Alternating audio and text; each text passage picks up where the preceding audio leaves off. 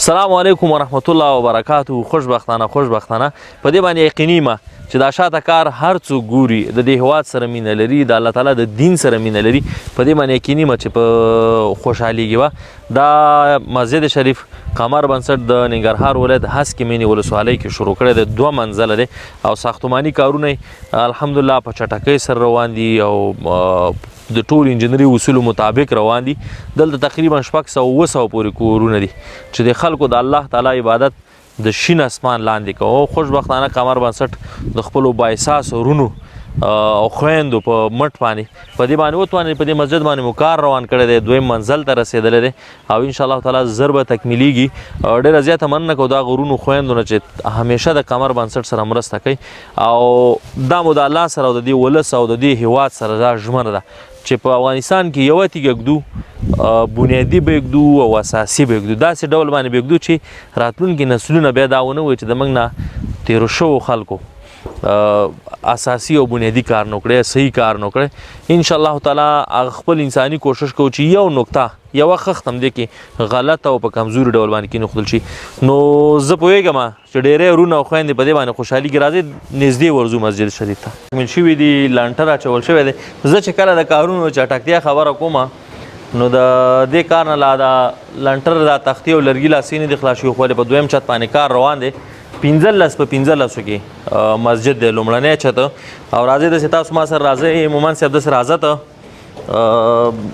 2م چت ته خیجو، د 2م چت طرف ته خیجو. راځئ نو ډاکټر صاحب څنګه چللی کارونه څنګه روانو؟ ډېر ښه روان دي، ډېره خواري کوي. محمد دا کال لګېږي د خیر نور خلاصېدو باندې 2م چت خلاصېدلی.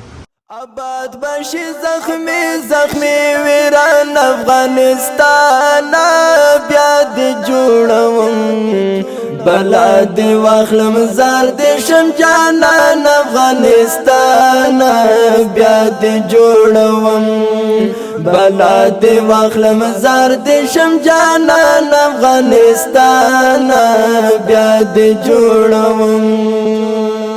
آباد باشی زخمی ویران افغانستان بیا دی جوړوم بلا دی واخلم زار دی شم جانان افغانستان بیا دی جوړوم بلا دی واخلم زار دی شنم د ښکلاګانو میری رب دی راته جوړ کړه منم د ښکلاګانو میری رب دی راته جوړ کړه اواز لګی